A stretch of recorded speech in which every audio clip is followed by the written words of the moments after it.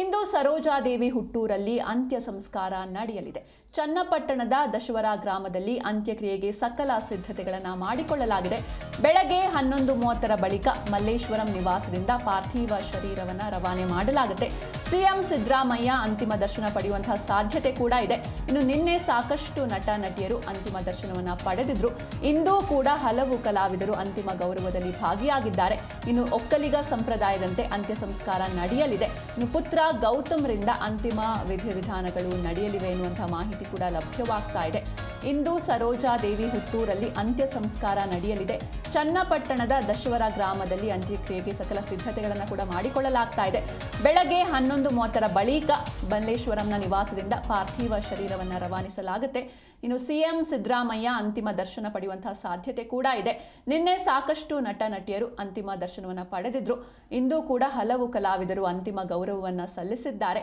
ಒಕ್ಕಲಿಗ ಸಂಪ್ರದಾಯದಂತೆ ಅಂತ್ಯ ಸಂಸ್ಕಾರ ನಡೆಯಲಿದೆ. ಇನ್ನು ಪುತ್ರ ಗೌತಮ್ರಿಂದ ಅಂತಿಮ ವಿಧಿವಿಧಾನಗಳು ನಡೆಯಲಿದೆ. ಇನ್ನು ಅಂತಿಮ ಯಾತ್ರೆಗೆ ಕುಟುಂಬಸ್ಥರು ಕೂಡ ಸಕಲ ಸಿದ್ಧತೆಗಳನ್ನು ಮಾಡಿಕೊಳ್ತಾ ಇದ್ದಾರೆ. ಇನ್ನು ತೆರೆದ ವಾಹನದಲ್ಲಿ ಸರೋಜಾದೇವಿಯವರ ಅಂತಿಮ ಯಾತ್ರೆ ಸಾಗಲಿದೆ.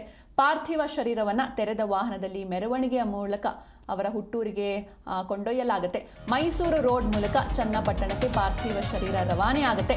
ಅಂತಿಮ ಯಾತ್ರೆಗೆ ಕುಟುಂಬಸ್ಥರಿಂದ ಸಕಲ ಸಿದ್ಧತೆಗಳನ್ನು ಮಾಡಿಕೊಳ್ಳಲಾಗ್ತಾ ಇದೆ. ತೆರೆದ ವಾಹನದಲ್ಲಿ ಸರೋಜಾದೇವಿಯವರ ಅಂತಿಮ ಯಾತ್ರೆ ಸಾಗಲಿದೆ.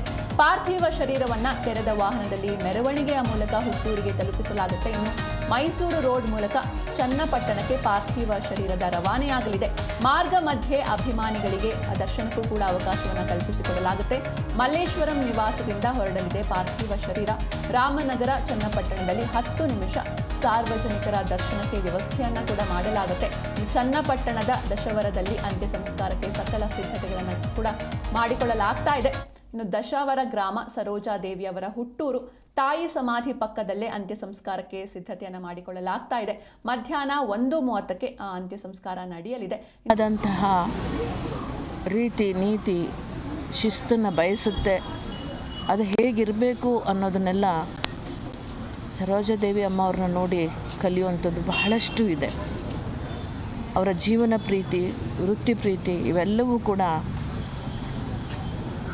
ಅಷ್ಟು ಸುಲಭವಾಗಿ ಸಾಧಿಸೋಕೆ ಸಾಧ್ಯ ಆಗೋದಿಲ್ಲ. ನಟಿಯಾಗಿಯೂ ಅವರು ತುಂಬ ದೊಡ್ಡ ಸಾಧನೆ ಮಾಡಿದರು. ಅದು ಯಾರೂ ಸಾಧನೆ ಮಾಡಲಿಕ್ಕೆ ಇನ್ನು ಮುಂದೆಯೂ ಸಾಧ್ಯ ಆಗೋದಿಲ್ಲ ಅನಿಸುತ್ತೆ. ಯಾಕೆಂದರೆ ಆಲ್ಮೋಸ್ಟ್ 70 ವರ್ಷಗಳಾಗಿದೆ ಅವರು ಈ ಬಣ್ಣದ ಜೀವನಕ್ಕೆ ಬಂದು 2019ವರೆಗೂ ಬಹುಶಃ ನಟ ಸಾರ್ವಭೌಮವರೆಗೂ ಕೂಡ ಅವರು ಆ್ಯಕ್ಟ್ ಮಾಡಿಕೊಂಡೇ ಬಂದಿದ್ದಾರೆ. ಹಿರಿಯ ಜೀವ ನಮ್ಮ ಜೊತೆ ಇರಬೇಕಾಗಿತ್ತು, ನಾವು ಕಳ್ಕೊಂಡಿದ್ದೀವಿ. ಹಿರಿಯರಿಲ್ಲದ ಮನೆ ನಮ್ಮ ಚಿತ್ರರಂಗ ಆಗ್ತಾ ಇದೆ. ಇವತ್ತು ಭಾರತ ದೇಶದ ಪ್ರತಿಯೊಂದು ಭಾಷೆಯವರು ಕೂಡ ಬಹಳ ಗೌರವದಿಂದ ಕಾಣ್ತಾ ಇದ್ದಂತಹ ಒಬ್ಬ ಹಿರಿಯ ಕಲಾವಿದರು ಅವರು ಇವತ್ತು ನಮ್ಮೊಂದಿಗಿಲ್ಲ ಅನ್ನೋದು ನಮ್ಮೆಲ್ಲರಿಗೂ ಕೂಡ ಬಹಳ ಬೇಸರದ ಸಂಗತಿ. ಇವರಷ್ಟು ದೊಡ್ಡ ಸಾಧನೆಯನ್ನು ನಮ್ಮ ಕನ್ನಡದಲ್ಲಿ ಬಹುಶಃ ಪದ್ಮಭೂಷಣ, ಪದ್ಮಶ್ರೀ, ಅನೇಕ ಡಾಕ್ಟರೇಟು, ಅನೇಕ ರಾಜ್ಯಗಳ ಪ್ರಶಸ್ತಿಗಳು ಹೀಗೆ ಪಡ್ಕೊಂಡವರಲ್ಲಿ ಬಹುಶಃ ನನಗೆ ಗೊತ್ತಿರೋ ಹಾಗೆ ಇವರೇ ಮೊದಲಿಗರು ಅಂತ ಅನಿಸುತ್ತೆ. ಅವರ ಆತ್ಮಕ್ಕೆ ಶಾಂತಿ ಸಿಗಲಿ.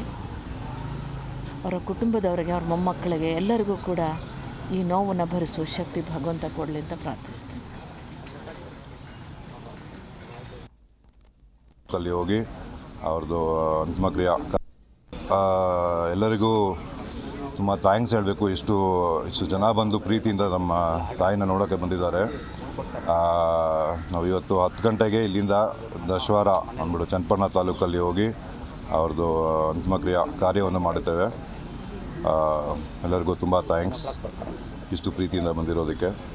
ಹಿರಿಯ ನಟಿ ಸರೋಜಾದೇವಿ ಅಮ್ಮವರು ಇವತ್ತು ಅಗಲಿದ್ದಾರೆ. ನಮಗೆ ತಾಯಿ ಸಮಾನ.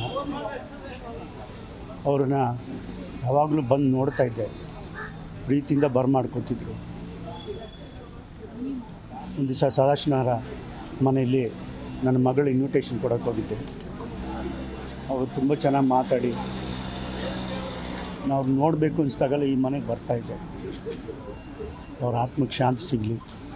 ಅವ್ರ ಕುಟುಂಬಕ್ಕೆ ಈ ದುಃಖನ ತಡ್ಕೊಳ್ಳೋ ಶಕ್ತಿ ಕೊಡಲಿ ಅಂತ ದೇವ್ರನ್ನ ಕೇಳ್ಕೊತಾ ಇದ್ದೀನಿ.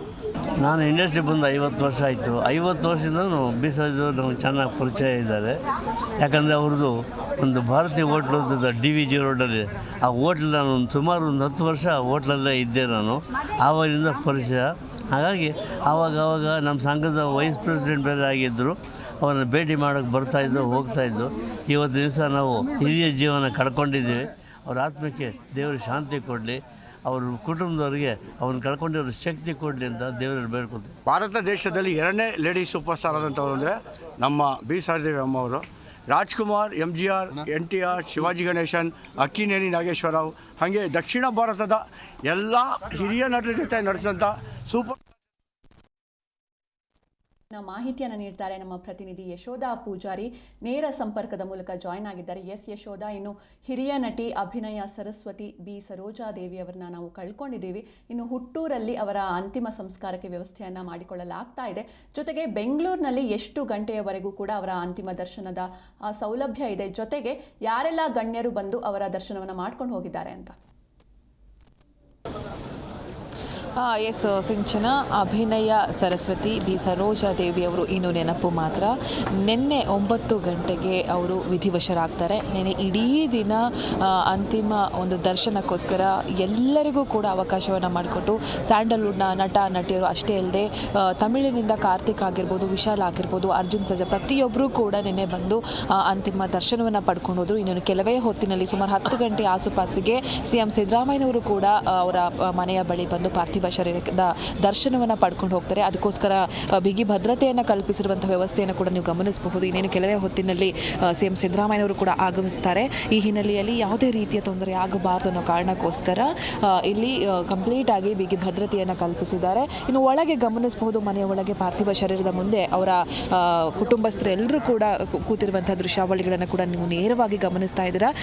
ಸುಮಾರು 11:30 ಆಸುಪಾಸಿಗೆ ಪಾರ್ಥಿವ ಶರೀರವನ್ನು ಇಲ್ಲಿಂದ ತೆಗೆದುಕೊಂಡು ಹೋಗಿ ಏನು ಚನ್ನಪಟ್ಟಣದ ದಶಾವರ, ಅವರ ಹುಟ್ಟೂರಾದ ಚನ್ನಪಟ್ಟಣದ ದಶಾವರಕ್ಕೆ ಕೊಂಡೋಗಿ ಅಲ್ಲಿ ಅಂತ್ಯಕ್ರಿಯೆಯನ್ನು ಮಾಡಲಾಗುತ್ತೆ. ಒಕ್ಕಲಿಗ ಸಂಪ್ರದಾಯದಂತೆ ಮಧ್ಯಾಹ್ನ 1:00 ಅವರ ಅಂತ್ಯಕ್ರಿಯೆ ನಡೆಯುತ್ತೆ ಅನ್ನೋದಕ್ಕೆ ಸಂಬಂಧಪಟ್ಟಂಥ ಮಾಹಿತಿ ಇರುವಂಥದ್ದು. ನಿಮ್ಗೆ ಗೊತ್ತೇ ಇದೆ, ಅವರ ಹುಟ್ಟೂರದು ಅವರ ಅಮ್ಮನವರ ರುದ್ರಮ್ಮ ಅವರ ಒಂದು ಏನು ಸಮಾಧಿ ಇತ್ತಲ್ಲ, ಅದರ ಹತ್ರನೇ ನನ್ನ ಅಂತ್ಯಕ್ರಿಯೆ ಆಗಬೇಕು ಅಂತ ಹೇಳಿ ಸರೋಜಾದೇವಿ ಅವರು ಹೇಳ್ಕೊಂಡಿದ್ರು ಅನ್ನೋದನ್ನು ಅವರ ಪುತ್ರ ಗೌತಮ್ ಅವರು ಕೂಡ ಹೇಳ್ಕೊಂಡಿರುವಂಥದ್ದು. ಇನ್ನೇನು ಕೆಲವು ಹೊತ್ತಿನಲ್ಲಿ CM ಸಿದ್ದರಾಮಯ್ಯನವರು ಬರ್ತಾರೆ. ನಂತರದಲ್ಲಿ 11:30 ಆಸುಪಾಸಿಗೆ ಇಲ್ಲಿಂದ ತೆರೆದ ವಾಹನದಲ್ಲಿ ಅವರ ಪಾರ್ಥಿವ ಶರೀರವನ್ನು ಮೆರವಣಿಗೆಯ ಮೂಲಕ ಚನ್ನಪಟ್ಟಣಕ್ಕೆ ಕೊಂಡು ಹೋಗಿ ಅಲ್ಲಿ ಒಂದಷ್ಟು ಹೊತ್ತುಗಳ ಕಾಲ ಸ್ಥಳೀಯರಿಗೆ ಅವಕಾಶ ಮಾಡಿಕೊಟ್ಟು ದರ್ಶನಕ್ಕೆ ನಂತರ 1:00 ಅವರ ಅಂತ್ಯಕ್ರಿಯೆ ನಡೆಯುತ್ತೆ.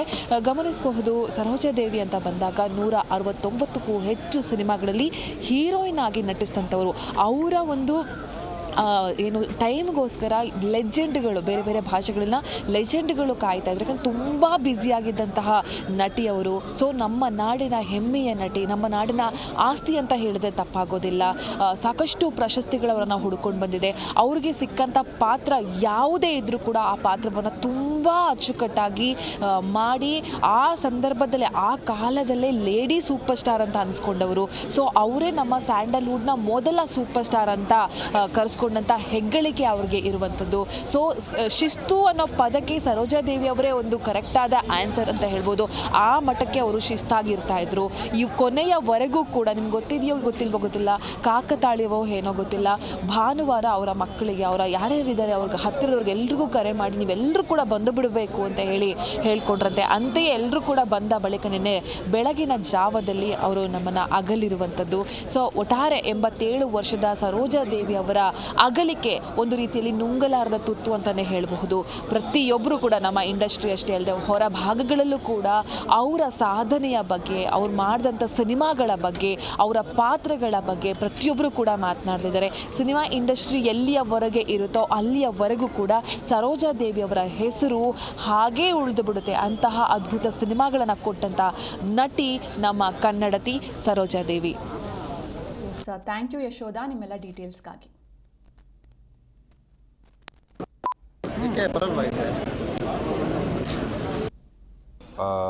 ಎಲ್ಲರಿಗೂ ತುಂಬ ಥ್ಯಾಂಕ್ಸ್ ಹೇಳಬೇಕು. ಇಷ್ಟು ಜನ ಬಂದು ಪ್ರೀತಿಯಿಂದ ನಮ್ಮ ತಾಯಿನ ನೋಡೋಕ್ಕೆ ಬಂದಿದ್ದಾರೆ. ಇವತ್ತು 10 ಗಂಟೆಗೆ ಇಲ್ಲಿಂದ ದಶವಾರ ಅಂದ್ಬಿಟ್ಟು ಚನ್ನಪಟ್ಟಣ ತಾಲೂಕಲ್ಲಿ ಹೋಗಿ ಅವ್ರದ್ದು ಅಂತಿಮ ಕಾರ್ಯವನ್ನು ಮಾಡುತ್ತೇವೆ.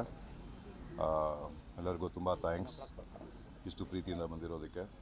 ಹಿರಿಯ ನಟಿ ಸರೋಜಾದೇವಿ ಅಮ್ಮವರು ಇವತ್ತು ಅಗಲಿದ್ದಾರೆ. ನಮಗೆ ತಾಯಿ ಸಮಾನ. ಅವ್ರನ್ನ ಯಾವಾಗಲೂ ಬಂದು ನೋಡ್ತಾ ಇದ್ದೆ, ಪ್ರೀತಿಯಿಂದ ಬರಮಾಡ್ಕೊತಿದ್ರು. ಒಂದು ದಿವಸ ಸದಾಶಿವರ ಮನೆಯಲ್ಲಿ ನನ್ನ ಮಗಳು ಇನ್ವಿಟೇಷನ್ ಕೊಡೋಕ್ಕೆ ಹೋಗಿದ್ದೆ. ಅವರು ತುಂಬ ಚೆನ್ನಾಗಿ ಮಾತಾಡಿ ನಾವು ನೋಡಬೇಕು ಅನಿಸ್ದಾಗಲ್ಲ ಈ ಮನೆಗೆ ಬರ್ತಾಯಿದ್ದೆ. ಅವ್ರ ಆತ್ಮಕ್ಕೆ ಶಾಂತಿ ಸಿಗಲಿ, ಅವ್ರ ಕುಟುಂಬಕ್ಕೆ ಈ ದುಃಖನ ತಡ್ಕೊಳ್ಳೋ ಶಕ್ತಿ ಕೊಡಲಿ ಅಂತ ದೇವ್ರನ್ನ ಕೇಳ್ಕೊತಾ ಇದ್ದೆ. ನಾನು ಇಂಡಸ್ಟ್ರಿ ಬಂದು 50 ವರ್ಷ ಆಯಿತು. 50 ವರ್ಷದಿಂದನೂ ಬೀಸೋದು ನಮಗೆ ಚೆನ್ನಾಗಿ ಪರಿಚಯ ಇದ್ದಾರೆ. ಯಾಕಂದರೆ ಅವ್ರದ್ದು ಒಂದು ಭಾರತೀಯ ಹೋಟ್ಲು DVG ರೋಡಲ್ಲಿ, ಆ ಹೋಟ್ಲ್ ನಾನು ಸುಮಾರು 10 ವರ್ಷ ಹೋಟ್ಲಲ್ಲೇ ಇದ್ದೆ ನಾನು. ಆವಾಗಿಂದ ಪರಿಚಯ. ಹಾಗಾಗಿ ಆವಾಗ ನಮ್ಮ ಸಂಘದ ವೈಸ್ ಪ್ರೆಸಿಡೆಂಟ್ ಬೇರೆ ಆಗಿದ್ದರು. ಅವರನ್ನು ಭೇಟಿ ಮಾಡೋಕ್ಕೆ ಬರ್ತಾಯಿದ್ದು ಹೋಗ್ತಾಯಿದ್ದು. ಇವತ್ತು ದಿವಸ ನಾವು ಹಿರಿಯ ಜೀವನ ಕಳ್ಕೊಂಡಿದ್ದೀವಿ. ಅವ್ರ ಆತ್ಮಕ್ಕೆ ದೇವರು ಶಾಂತಿ ಕೊಡಲಿ, ಅವ್ರ ಕುಟುಂಬದವ್ರಿಗೆ ಅವ್ರನ್ನ ಕಳ್ಕೊಂಡಿರೋ ಶಕ್ತಿ ಕೊಡಲಿ ಅಂತ ದೇವರಲ್ಲಿ ಬೇಡ್ಕೊಳ್ತೀವಿ. ಭಾರತ ದೇಶದಲ್ಲಿ 2ನೇ ಲೇಡಿ ಸೂಪರ್ ಸ್ಟಾರ್ ಆದಂಥವ್ರು ಅಂದರೆ ನಮ್ಮ ಬಿ ಸರೋಜಾದೇವಿ ಅಮ್ಮವರು. ರಾಜ್ಕುಮಾರ್, MGR, NTR, ಶಿವಾಜಿ ಗಣೇಶನ್, ಅಕ್ಕಿನೇನಿ ನಾಗೇಶ್ವರರಾವ್, ಹಾಗೆ ದಕ್ಷಿಣ ಭಾರತದ ಎಲ್ಲ ಹಿರಿಯ ನಟರ ಜೊತೆ ನಡೆಸಿದಂಥ, ಸೂಪರ್ ಸ್ಟಾರ್ ಜೊತೆ ನಡೆಸಿದಂಥ ಏಕೈಕ ನಟಿ ಅಂದರೆ ಅದು ಬಿ ಸರೋಜಾದೇವಿ ಮಾತ್ರ. ಇಂತಹ ಒಂದು ಮಹಾನ್ ತಾಯಿನ ಇವತ್ತು ನಮ್ಮ ಕನ್ನಡ ನಾಡು ಕಳ್ಕೊಂಡಿದ್ದೀವಿ. ನಿಜಕ್ಕೂ ನಮ್ಮ ತಾಯಿನೇ ಕಳ್ಕೊಂಡಾಗ ಎಷ್ಟು ದುಃಖ ಆಯಿತು, ಅದಕ್ಕಿಂತ ಹೆಚ್ಚು ದುಃಖ ಆಗ್ತಿದೆ. ಯಾಕೆಂದರೆ ನಮ್ಮ ಕಲಾವಿದರಿಗೆ ನಾವು ರಾಜ್ಕುಮಾರ್ ಹೇಳೋರು, ಕಲಾವಿದರದೆಲ್ಲ ಒಂದೇ ಜಾತಿ ಒಂದೇ ತಾಯಿ ಮಕ್ಕಳು ಅಂತ. ನಾವು ಅದೇ ಒಂದು ಪರಂಪರೆಯಲ್ಲಿ ಬೆಳ್ಕೊಂಬಂದಿದ್ದೀವಿ. ಎಷ್ಟು ಚಿತ್ರ ಮಾಡಿ ಒಂದು ಮುಖ್ಯ ಅಲ್ಲ, ಅದೇ ಚಿತ್ರಗಳನ್ನು ಮಾಡಿದಾಗ ಅವ್ರ ಚಿತ್ರ ನೋಡಿರ್ತೀವಿ. ಪ್ರತಿಯೊಂದು ಬಿ ಸರೋಜಾದೇವಿ, ರಾಜ್ಕುಮಾರ್ ಚಿತ್ರಗಳು ನೋಡಿದ್ದೀವಿ. ನಮ್ಮ ಜೀವನ ನಾವು ಚಿತ್ರ ನೋಡಿಕೊಂಡೇ ಜೀವನ ನಿರೂಪಿಸ್ಕೊಂಬಂದಿದ್ದೀವಿ. ಒಂದು ಹೇಳಬೇಕಂದ್ರೆ ಶೇಕ್ಸ್ಪಿಯರ್ನ ರೋಸ್ ಬಗ್ಗೆ ಕೇಳಿದ್ರಂತೆ, ರೋಸ್ ಇಸ್ ಎ ರೋಸ್ ಅಂತ. ಹಾಗೆ ಸರೋಜಾದೇವಿ ಇನ್ನೊಬ್ರು ಯಾರು ಸರೋಜಾದೇವಿ ಅಲ್ಲಿಗೆ ಬರೋಕ್ಕೂ ಆಗಲ್ಲ. ಆ ಥರ ಪರ್ಫಾರ್ಮೆನ್ಸು, ಆ ಥರ ಅಚ್ಚ ಕನ್ನಡದ ಡೈಲಾಗು, ಆವತ್ತಿಗೆ ಅವ್ರ ಪರ್ಫಾರ್ಮೆನ್ಸಲ್ಲಿ ಅನ್ಬೇವ ಆಗಿರ್ಬೋದು, ಕಿತ್ತೂರು ರಾಣಿ ಚೆನ್ನಮ್ಮ ಆಗಿರ್ಬೋದು, ಪರಕ್ಕುಂ ಪಾವೆ ಅಂತಿತ್ತು, ಪುದಿಯ ಪರವೆ, ದೀರ್ಘ ಸುಮ್ಮನೆ ಲೆಕ್ಕ ಇಲ್ಲ. ಪ್ರತಿಯೊಬ್ಬರು ತಮಿಳ್ನಾಡಲ್ಲಿ ಅವ್ರನ್ನ ಅಷ್ಟು ರೆಸ್ಪೆಕ್ಟ್ ಮಾಡ್ತಾಯಿದ್ರು. MGR, ಶಿವಾಜಿ ಗಣೇಶನ್ 2 ಕ್ಯಾಂಪ್ ಅದು ಒಂಥರ. ಬಟ್ ಆದರೂ ಅವ್ರು 2 ಕ್ಯಾಂಪಲ್ಲೂ ಆ್ಯಕ್ಟ್ ಮಾಡ್ಕೊಂಡು ಹೋಗ್ತಿದ್ರು. ಯಾರದ್ದು ತೊಂದರೆ ಇರ್ತಿರ್ಲಿಲ್ಲ. ಕನ್ನಡದ ಮಲ್ಲಿಗೆ ಎಂದು ತಮಿಳಿನಲ್ಲಿ ಹೌದು, ಕನ್ನಡ ಪೆಣ್ಣು ಅಂತಲೇ ಕರಿತಾಯಿದ್ರು, ಕನ್ನಡ ಪೆಣ್ಣು. ಮಲ್ಲಿಗೆ ಅಂತ ಕೂಡ ಹೌದು. ಸರ್, ಒಳ್ಳೆ ಮೆಮೊರೀಸ್ ಅನ್ನು ಮಾತಾಡಿದ್ವಿ. ಏನಾದರೂ ಒಂದೊಂದು ಸ್ಪೆಷಲ್ ಗಳಿಗೆ ನಾವು ಸ್ಪೆಂಡ್ ಮಾಡಿದ್ದೀನಿ ಅಂತ ಹೇಳಿದ್ರೆ ಯಾವ್ದು ಹೇಳಕ್ಕೆ ಇಷ್ಟಪಡ್ತೀನಿ ಸರ್? ಅಯ್ಯೋ, ಬೇಕಾದಷ್ಟಿದೆ. ಯಾಕೆಂದರೆ ನಾನು ಎಷ್ಟು ಕಳೆದಿದ್ದೀನಿ ಟೈಮ್ ಅಂತ. ನಮ್ಮ ತಾಯಿಯವರು ಒಂದು ದಿವಸ ಅವ್ರಿಗೆ ಫೋನ್ ಮಾಡದೇ ಇದ್ದರೆ ನನಗೆ ಫೋನ್ ಮಾಡಿ, ಯಾಕೆ ಬೇಬಿ ಅಂತ ಕರೆಯೋರು ನಮ್ಮ ತಾಯಿನ. ಯಾಕೆ ಬೇಬಿ ಫೋನ್ ಮಾಡಲ, ಕರ್ಕೊಂಬಪ್ಪ ಅಂತ ಹೇಳಿ ನಾವು ನಮ್ಮ ತಾಯಿ ಬಂದು ಇಲ್ಲಿ ಕರ್ಕೊಂಡು ಬಿಟ್ಟು ಆ ಹಳೇದನ್ನು ಜ್ಞಾಪಿಸ್ಕೊತಿದ್ರು. ಅವರು ಫಸ್ಟು 1-2 ಪಿಕ್ಚರಲ್ಲಿ ನಮ್ಮ ಪಿಕ್ಚರ್ನಲ್ಲೇ ಮಾಡಿದ್ದು, ಮಹಾತ್ಮ ಪಿಕ್ಚರ್ಸಲ್ಲಿ ಆಷಾಢ ಬುದ್ಧಿಂತ. ಆವಾಗಿನ ನಂಟು ಅವ್ರು ಕೊನೆವರೆಗೂ ಹಾಗೆ ಇಟ್ಕೊಂಡಿದ್ರು, ಒಂಚೂರು ಚೇಂಜ್ ಆಗಿರಲಿಲ್ಲ. ಕೊನೆಯ ಮಾತು ಅದೇ, ಈ ಪುಸ್ತಕದ್ದೇ ಹೇಳೋಕ್ಕೆ ನಾನೊಂದು 8 ತಿಂಗಳ ಹಿಂದೆ ಮೀಟ್ ಮಾಡಿದ್ದೆ. ಆಮೇಲೆ ಅವ್ರ ಪ್ರತಿಷ್ಠಾನದಿಂದ ನನಗೊಂದು ಅವಾರ್ಡು ಕೊಟ್ಟಿದ್ದರು. ಅದರಲ್ಲಿ ವೀರೇಂದ್ರ ಹೆಗ್ಗಡೆಯವರು, ನಾನು, ಸರೋಜಾದೇವಿಯವರೆಲ್ಲ ತುಂಬ ಹೊತ್ತು ಮಾತಾಡಿ ಒಂದು ಚಿತ್ರರಂಗದ ಸ್ಥಿತಿಗತಿಗಳನ್ನ ಚರ್ಚಿಸಿ.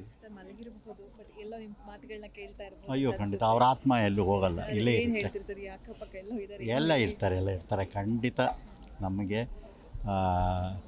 ಒಂದು ನಮ್ಮ ಮನೆಯಲ್ಲಿ ನಮ್ಮ ತಾಯಿ, ನಮ್ಮ ಅಕ್ಕ ಯಾರಾದರೂ ಹೋಗುವಷ್ಟು ಒಂದು ದುಃಖ ಆಗಿದೆ. ಕನ್ನಡ ಸಾಹಿತ್ಯ ಪರಿಷತ್ತಿನ ಜೊತೆಗೆ ಅತ್ಯಂತ ನಿಕಟವಾಗಿರ್ತಕ್ಕಂಥ ಸಂಬಂಧವನ್ನು ಹೊಂದಿರತಕ್ಕಂಥವರು ಬಿ ಸರೋಜಾದೇವಿಯವರು.